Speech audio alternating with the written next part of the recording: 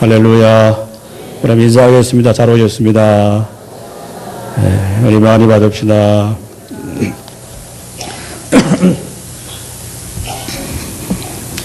이 감사절 절기를 지키면서 감사라고 하는 말은 생각으로부터 온다라고 하는 말이 있습니다.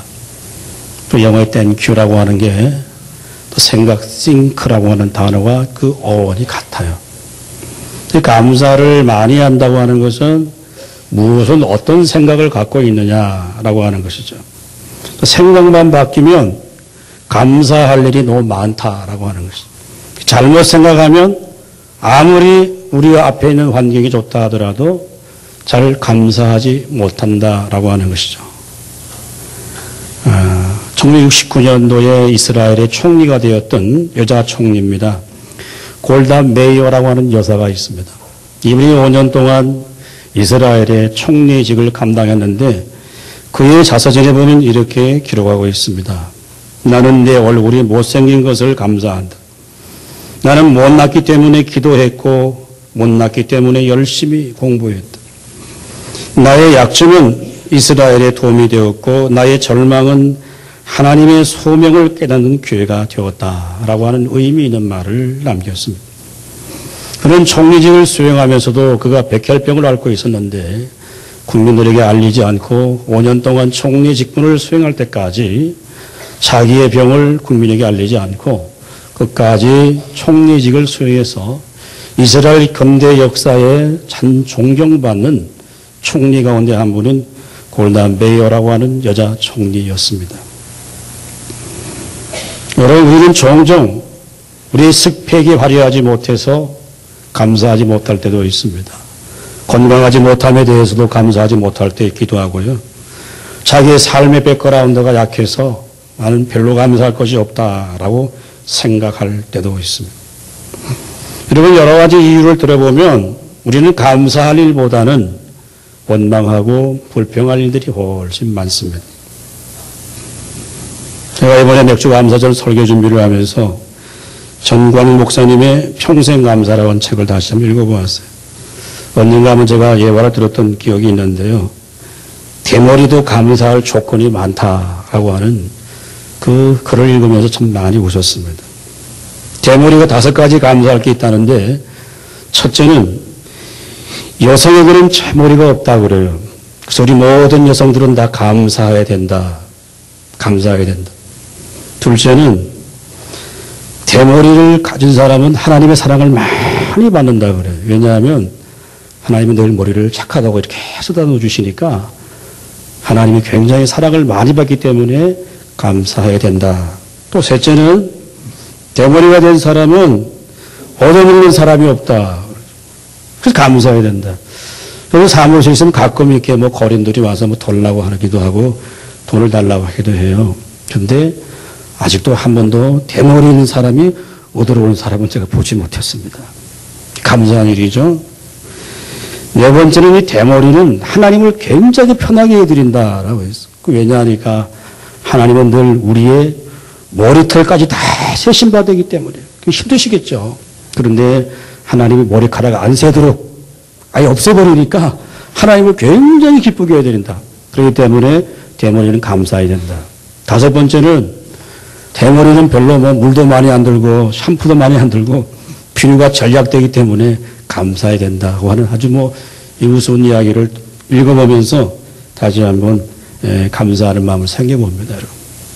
여러분, 대머리를 갖고 있어도 감사할 게 많다고 한다면 감사하지 못할 게 뭐가 있겠어요?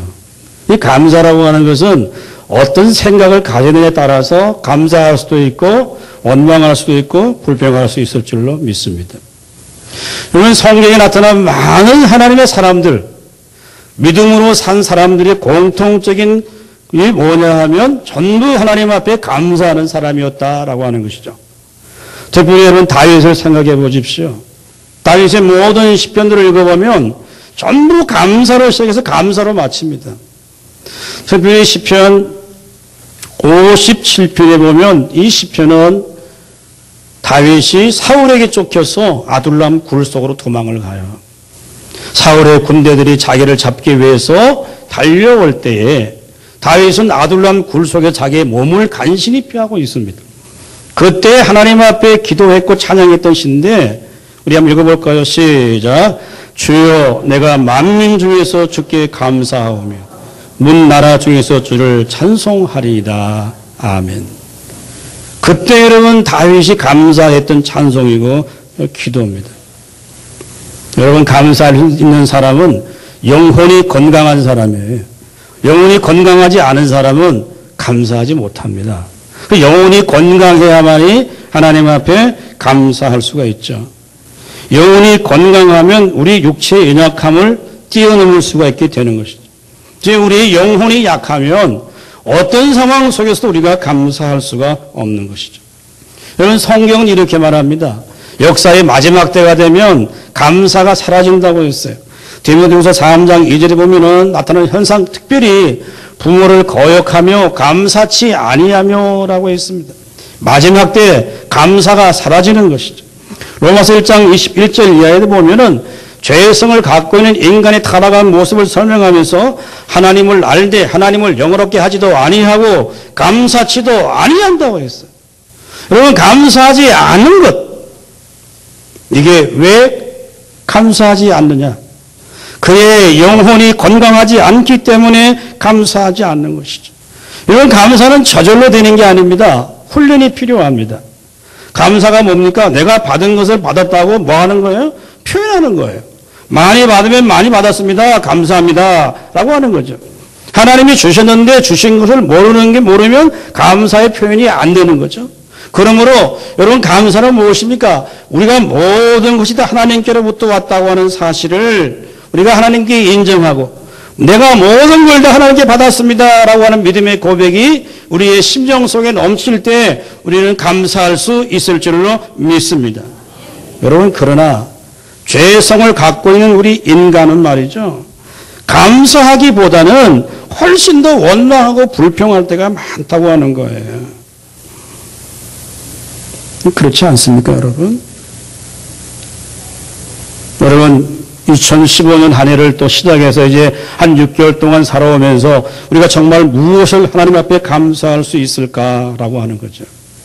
또 우리 매출 감사절 절기를 지키면서 우리가 농사에서 열매를 거두려는 그런 의미가 아닙니다.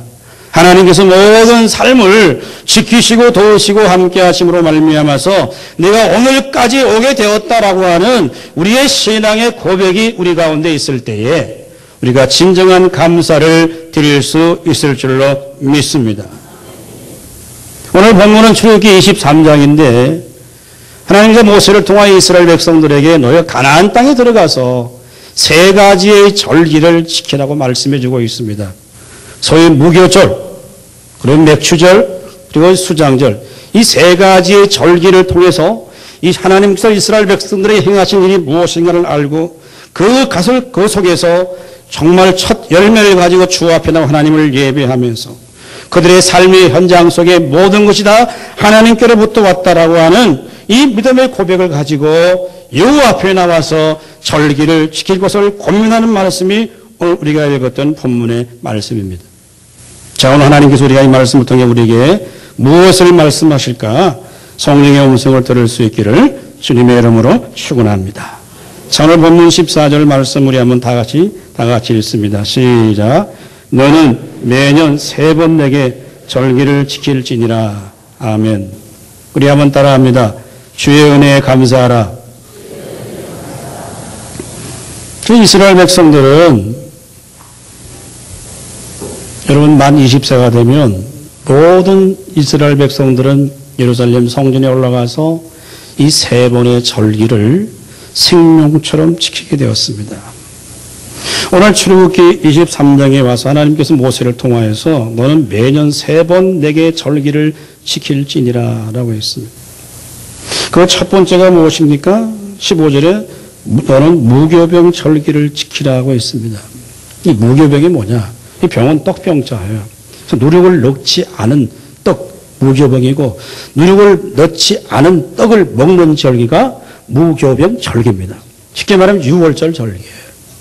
이스라엘 백성들이 출애굽할 때 너무 급해갖고 이 누룩을 이스트를 넣어서 부풀릴 그런 시간이 없어서 그냥 누룩도 넣지 않은 그 떡을 먹은 것이죠.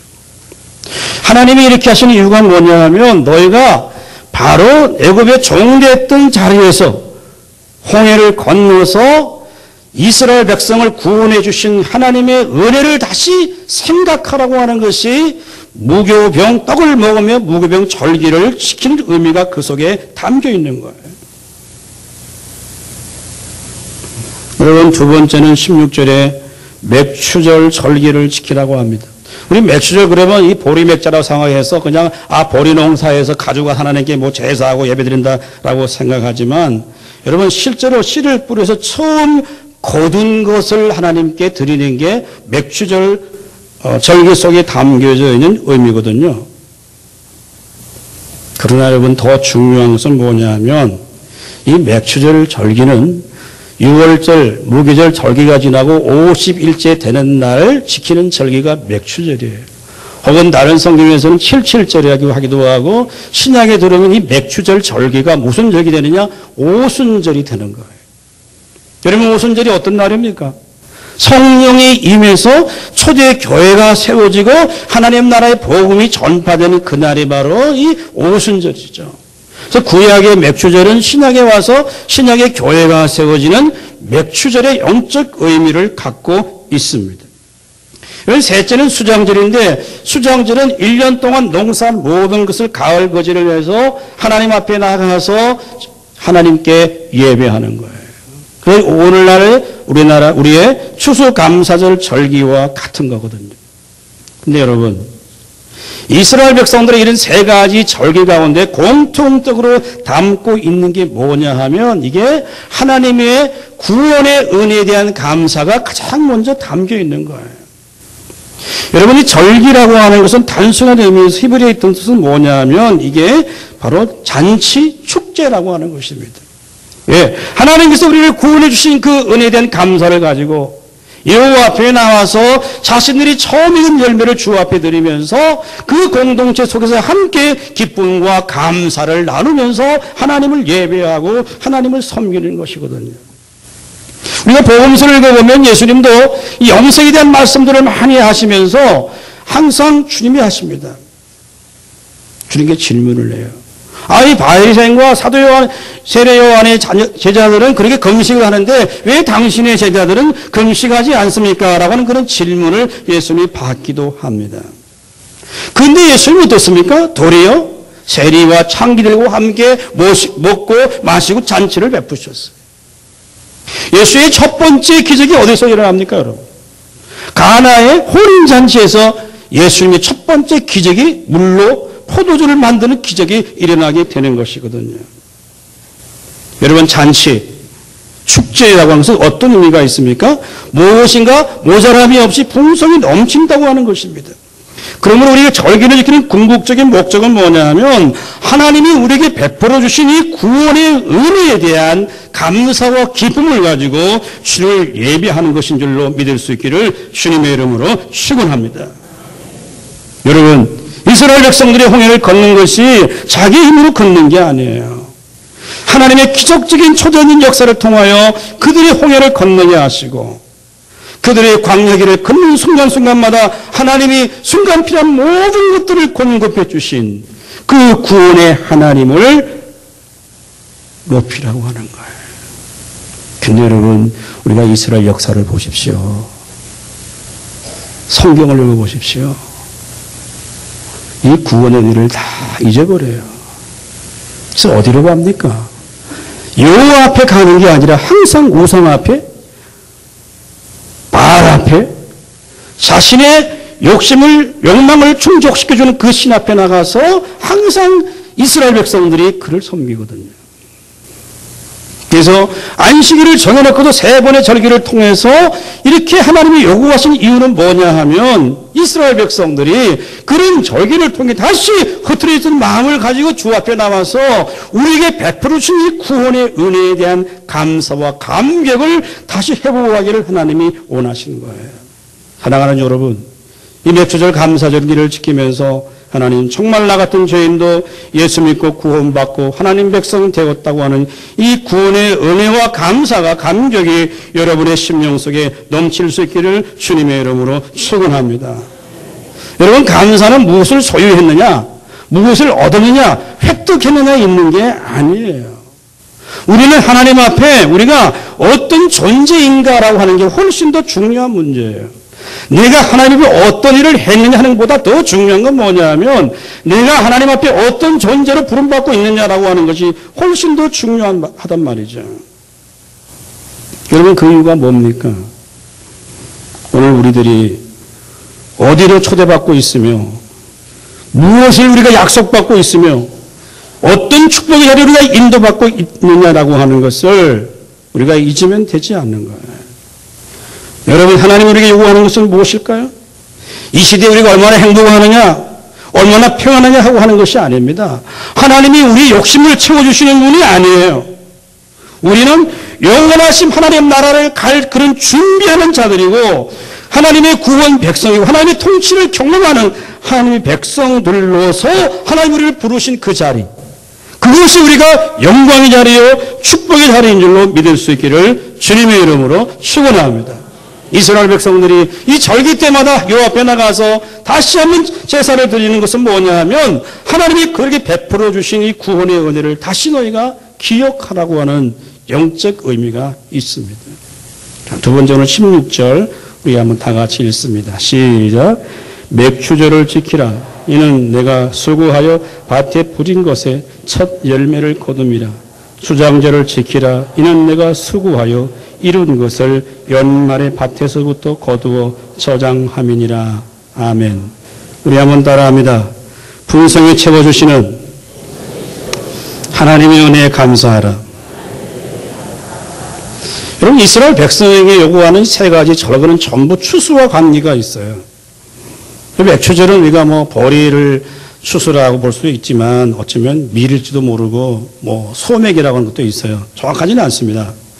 오늘 본문을 읽어보면 뭐라고 했습니까? 내가 수고하여 밭에서 뿌리는 것에 첫 열매를 거둠이라. 그 맥추절 절기를 왜 지켜야 되느냐? 너희가 농사에서 처음 열매를 거둔 것에 대한 감사로 나가는 거예요. 즉 맥추절은 첫 열매를 거둔 것을 하나님께 드리는 거예요. 제가 언젠가 한번 소개했지만 여러분 히브리 문화에 있어서 이 첫 것이라고 하는 것은 굉장히 중요한 의미를 담고 있습니다. 왜냐하면 첫 것이라고 하는 것은 모든 것을 다 대표하는 대표 단수예요. 첫 것을 드린다고 하는 것은 뭐냐면 내가 모든 걸 다 하나님께 드린다고 하는 영적 의미를 담고 있는 것이 첫 것을 드린다라고 하는 의미입니다. 아까 우리 교회 청년들이 대학 졸업하고 첫 직장에 들어가서 첫 월급 받아서 교회에 감사 헌금으로 드리는 형제들 자매들 종종 보게 됩니다. 사실 쉬운 건 아니에요. 한 달 동안 땀을 흘려 숲을 얻었는데 그걸 하나님께 첫 것을 드린다. 절대 여러분 쉬운 건 아니에요. 그러나 첫 것을 드린다고 하는 것은 뭐냐면 이게 다 하나님께로부터 왔기 때문에 어쩌면 내 전체를 하나님께 드린다고 하는 그런 영적 의미가 첫 열매 속에 담겨져 있는 거예요. 유대인들의 절기는 단순히 종교 이게 의식이 아니었습니다. 그들의 공동체 가운데 그들이 인식하는 것은 뭐냐면 온 백성이 하나님께서 베푸시는 풍성한 은혜를 기대하면서 하나님 앞에 나오는 게 이 절기가 담고 있는 의미거든요. 여러분 그래서 이스라엘 백성들이 예루살렘 성전에 나올 때 이 4대 절기가 되면 수백 킬로, 수천 킬로 흩어져 있던 그곳에서 이 절기를 지키기 위해서 재물을 가지고 수백 킬로, 수천 킬로 길어서 예루살렘 성전으로 모여드는 거예요. 그 의미가 뭐냐? 단순히 종교적 의미가 아니라 하나님께서 풍성히 베풀어 주신 그 은혜를 기대하면서 하나님 앞에 나와 하나님을 예배 감사하고 예배하는 거거든요. 사랑하는 여러분, 2015년을 이제 6개월 정도 지나고 또 새로운 달을 맞이합니다. 아주 바쁘게 살아오셨어요. 국가적으로 보면 뭐 메르스인지 메리아스인지 모르겠습니다만 뭐 전염 때문에 나라가 혼란스러운 시대를 살기도 하고 뭐 늘 경제적으로 어렵고 힘든 게 많잖아요. 우리의 유수들은 우리를 즐겁게 하기보다는 더 낙심시키는 것들이 훨씬 많은 이런 시대를 우리가 살아가고 있습니다. 또 여러 가지 가정마다 크고 작은 어려움도 있었고 남들이 알지 못하는 아픔도 눈물도 고통이 있다고 생각합니다. 여러분 그럼에도 불구하고 하나님 저기까지 올 수 있도록 인도해 주신 은혜로 붙들어 주신 그 은혜에 감사할 수 있기를 주님의 이름으로 축원합니다. 여러분 진정한 감사는 말이죠. 눈에 보이는 것 때문에 감사하는 게 아니에요. 눈에 보이지 않는 것을 감사하는 게 그게 진짜 감사란 말이죠. 이런 감사절마다 욥의 감사를 기억하지 않을 수가 없습니다. 욥은 우리가 욥기 1장을 열면은 욥은 온전한 사람이요 의인이요 가장 온전한 사람이었어요. 정직한 사람이었어요. 그런데 사단이 그를 하나님께 와서 시험을 겁니다. 그래서 하나님이 허락하에 욥의 생명만은 빼앗지 말고 모든 시험을 다 해보라고 허락해 주는 거죠. 우리가 아는 것처럼 하루아침에 재산을 다 잊어버려요. 열남비를 다 잊어버려요. 가축도 다 빼앗겨버려요. 자기 몸에는 종기가 나서 몸도 만신창이가 돼요. 자기 아내는 자기를 저주해요. 이런 정말 고통의 순간 속에 여러분 욥이 어떻게 합니까? 머리털을 밀고 여호와 앞에 나가서 땅에 엎드려서 하나님께 기도합니다. 여러분 욥기 21장 우리 1장 22절 읽어볼까요? 시작. 이르되 내가 모태에서 알몸으로 나왔은즉 또 알몸이 그리로 돌아갈지라. 주신이도 여호와시요 거두니시도 여호와시니 여호와 이름이 찬송을 받을지니라 하고 아멘. 참 여러분 욥은 하나님께서 나에게 모든 것을 다 풍성히 채워주셨다는 고백입니다. 그래서 하나님이 가져갈 건 하나님이 가져가셨다. 또 하나님이 내게 다른 것을 또 주실 것이다. 그런 비록 내가 모든 걸 다 잃어버렸지만 그게 잃어버린 게 아니고 하나님이 또 다른 것을 내게 채워주실 것으로 믿는 믿음의 고백이 욥의 고백 속에 담겨져 있는 거거든요. 사랑하는 여러분, 하나님께서 우리에게 채워주시는 풍성함은 반드시 저는 물질적인 것만이 아니라고 생각합니다. 갑자기 뭐 사업이 잘 돼서 뭐 부자고 땅 사고 뭐 아파트 사서 갑자기 뭐 몇 천만 원 오르고 이런 아주 원치적인 이런 이야기가 아니에요. 하나님께서 베푸신 정말 영적인 풍성함, 세상 사람들이 알지 못하는 기막힌 하나님의 그 은혜가 우리의 심령 속에 있을 때 우리는 어떤 물질의 부유함보다도 하나님이 내 인생을 다스리고 나를 통치하실 때 알게 되는 그 은혜의 풍성함이 우리의 심령 속에 넘칠 때 하나님께 진정한 감사를 올릴 수 있을 줄로 믿습니다. 여러분 빌립보 4장 19절 말씀 우리 한번 읽어볼까요? 시작. 나의 하나님이 그리스도 예수 안에서 영광 가운데 너희 모든 설 것을 채우시리라. 아멘. 이 성경구절은 참 제게 의미가 있는 성경구절입니다. 제가 신학대학원 입학을 하고 그게 결혼을 했습니다. 그러면 전도사라고 가서 일하니까 교회 가서 봉사하니까 그때 기억을 하면 내가 11만 원인가 월급 받았어요. 꼴랑 이거 받아 어떻게 사나 싶었는데 서울에 한 주간 왔다 갔다 하려고 그러면 한 주간에 4만 원이라는 돈이 필요합니다. 버스비 내고 가서 밥 먹고 기숙사에 살려면 4만 원이 필요한데 결혼하고 살다 보니까요. 그 다음 월요일 날 서울 가려고 그러는데 돈이 없어요. 그래서 제가 내가 왜 이렇게 결혼을 해서 개고생하는가 싶어갖고 말이죠. 내가 이 때를 쳐야 되겠다. 지금도 이래 힘들어 앞으로 어떻게 하겠나 싶어갖고 그 주간에는 학교를 안 갔어요. 또 기도원에 갔어요.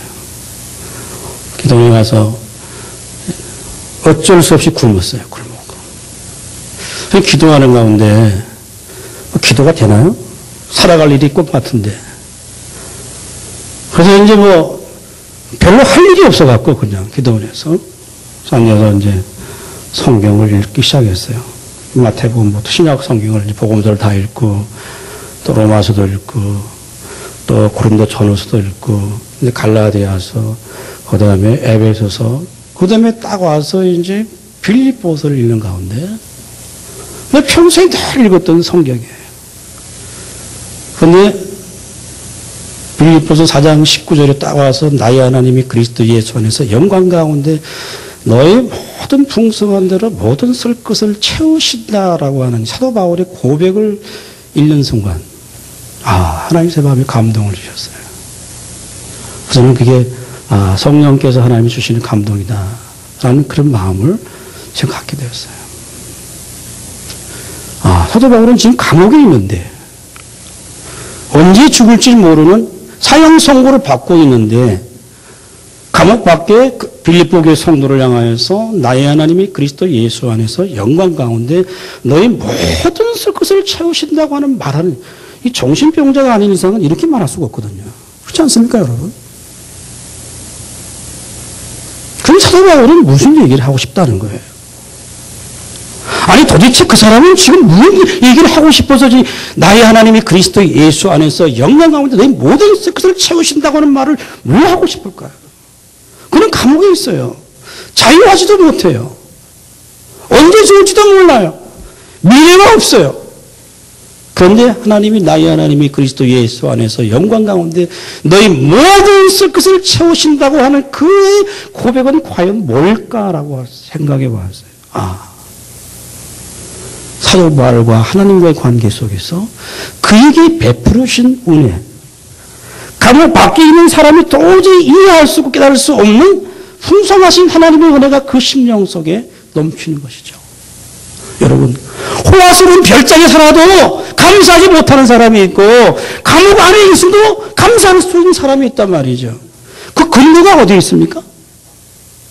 하나님이 정말 그 은혜의 풍성함이 우리의 심령 속에 넘칠 때, 여러분, 감사는 소유에 있는 것이 아니라 모든 하나님의 은혜가 우리 가운데 풍성히 채워질 때 감사가 있는 줄로 믿습니다. 여러분, 그러나 하나님의 은혜가 우리 속에 풍성히 채워지지 못하면 나타나는 현상이 뭐냐 하면 더 세상 것에 집착합니다. 그럴 때 여러분, 세상 것에 집착하면 집착할수록 우리의 믿음은 바닥이 되는 거예요. 여러분, 온 나라가 지금 가물어서 간혹 TV 뉴스에 보면 소양강도 보여주고 물 다 빠져버려갖고 땅 쫙쫙쫙 갈라지는 거 보이잖아요. 보시죠? 하나님의 은혜의 풍성함이 우리를 떠나기 시작하면 우리 영적인 상태가 마치 그렇게 되는 거예요. 그래서 우리의 영혼이 마치 갈라져 있어요. 거기에서는 여러분 샘이 솟아날 수가 없어요. 거기서는 감사할 수가 없는 거란 말이죠. 오늘 왜 하나님 이스라엘 백성에게 세 분의 절기를 정해놓고 특별히 몇 주지를 정해놓고 왜 요 앞에 나와서 절기를 지키라고 하느냐? 우리의 죄성이 그렇게 늘 감사하는 습성이 없습니다, 여러분. 감사보다는 원망을, 감사보다는 불평하기는 그 체질이기 때문에 한 번씩 주 앞에 나와서 하나님이 우리에게 베푸신 그 은혜의 풍성함이 무언가를 더 기억하고 그 하나님의 은혜와 영광을 기억하라고 하는 그 의도에서 이스라엘 백성들에게 요구하시는 거예요. 사랑하는 여러분, 이 감사절 절기를 지키면서 여러분의 심령 속에 하나님이 채워주시는 풍성한 은혜가 넘칠 수 있기를 주님의 이름으로 축원합니다. 자, 오늘 마지막 17절 말씀 우리 한번 다시 읽습니다. 시작. 내 모든 남자는 매년 3번씩 주 여호와 앞에 보일지니라. 아멘. 우리 한번 따라합니다. 하나님의 만남을 기대하고 감사하라. 자, 오늘 남자들은 다 3번씩 여호와 앞에 나와서 보일지니라 하고 말합니다.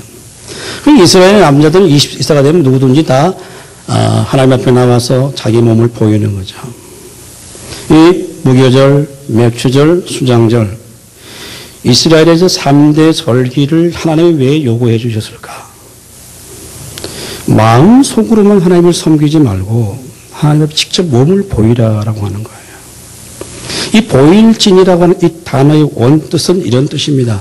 하나님 앞에 자신을 보여드리기 위해서 찾아 나오도록 하라라고 하는 의미가 있습니다.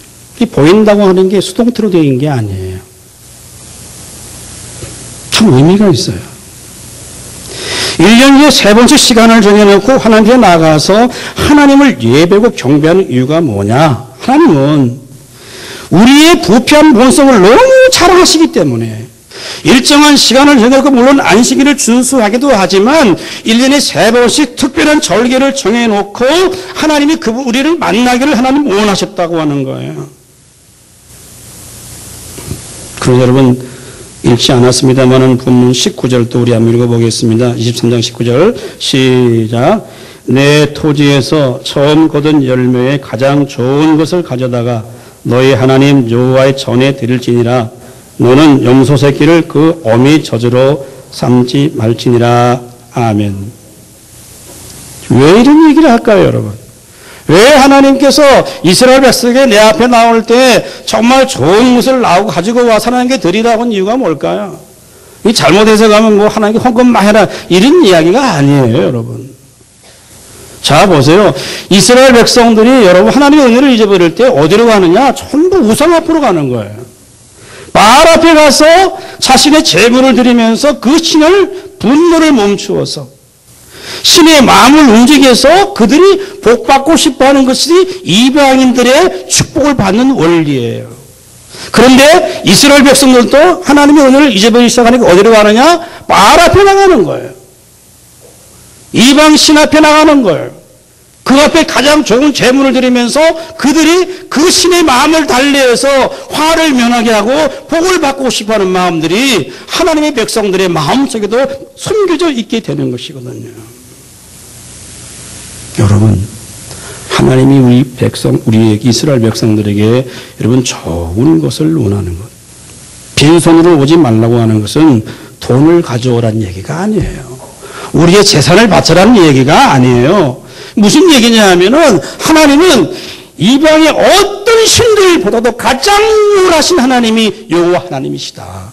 너희가 이방 신 앞에 가서 바알 앞에 가서 너희가 제물을 드리느냐?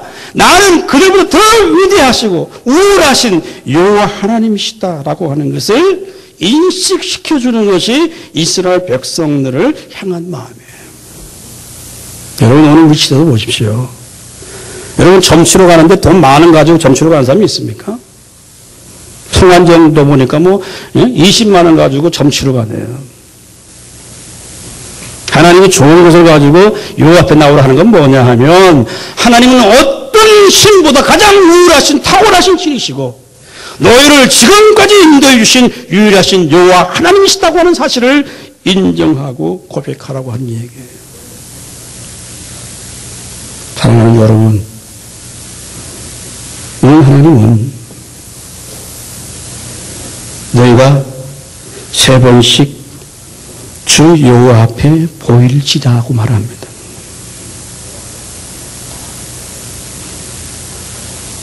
마음도 마음이지만 몸을 그 자리에 갖다 놓으라고 하는 거예요.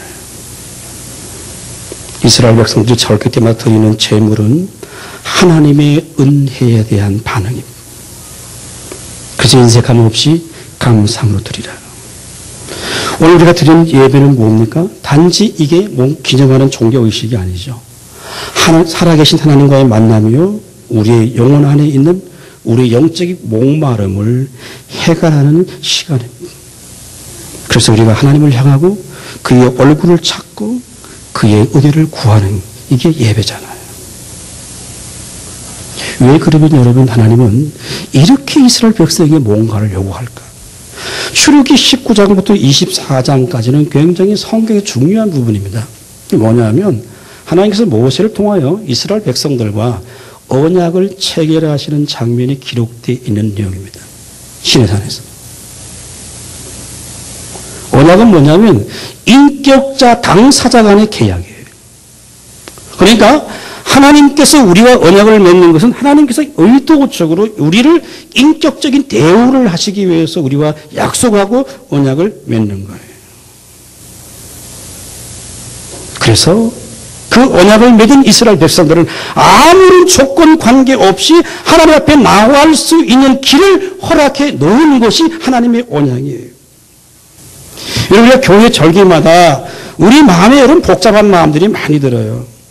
내가 예수를 믿었는데 하나님께서 이렇게 복을 주셨고 6개월 동안 살아보니까 아유 다른 자식들은 뭐 대학교를 취업도 안 되는데 우리 애들은 취업 척척돼서 월급 받아오고 아 정말 감사하다. 예, 그것도 감사할 수 있는 유일한 근거만큼은 사실이에요. 아유 내가 이런 병 들었는데 하나님 치유해 주시고 하나님 할렐루야 감사하다. 예, 그것도 우리가 감사할 수 있는 조건이면 분명해요. 아이고, 땅 사놨더니 저기 갑자기 올라가고, 아이고, 2억이나 수익 났네. 아이, 감사하다. 그것도 감사할 수 있는 일은 맞아요. 그러나 중요한 건 뭐냐면, 이런 것들만이 여러분의 감사의 조건과 근거가 된다고 한다면, 정말 우리의 신앙은 아주 가난한 신앙입니다. 성경은 우리에게 그렇게 말씀하지 않아요. 하나님은 우리가 주 앞에 나올 때 어떤 조건을 우리에게 요구하고 있느냐 하면 우리가 하나님의 자녀의 특권을 놓치지 않기를 원하시는 거예요. 우리가 하나님의 백성들이기 때문에 하나님 우리의 아버지가 되시고 우리가 그 아버지 이름으로 기도할 수 있는 길을 열어놓으신 그 하나님의 은혜를 놓치지 않기를 원하시는 거예요. 그래서 하나님을 만나는 기쁨과 감사와 감격이 우리의 심령 속에 넘쳐서 날마다 하나님을 인하여 기뻐하고 즐거워할 수 있는 그 은혜를 잊어버리지 않기를 하나님이 원하시는 줄로 믿을 수 있기를 주님의 이름으로 축원합니다. 그게 감사절이 담겨져 있는 영적인 의미예요. 왜?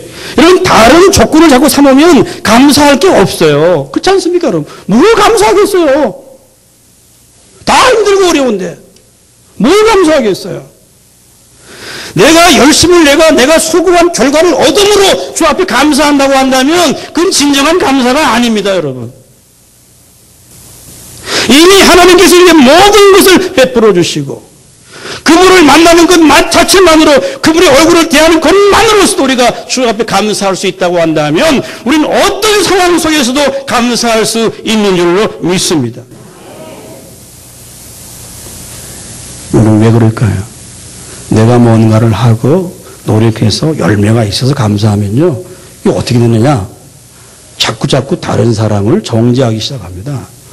나는 기도 열심히 하나님에게 복을 받으셨는데, 저 집사람 보니까 맨날 기도도 안 돌아다니는데 하고 그렇게 됐구나. 이게 비교하기 시작해요. 그러면 주님의 교회는